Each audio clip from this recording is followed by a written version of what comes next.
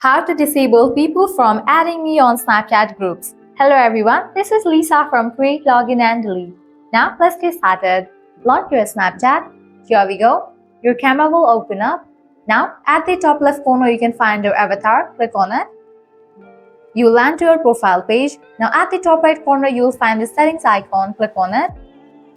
You will land to the settings page. Over here you want to find different sections. Under privacy controls you will see the option of contact me. Open that option. Set it to friends. Once you check in for the option of friends, now you can head back. Now click on the option of see me in quick add. Open it. Toggle off for the option of show me in quick add. With that, you have just disabled people from adding you on Snapchat groups.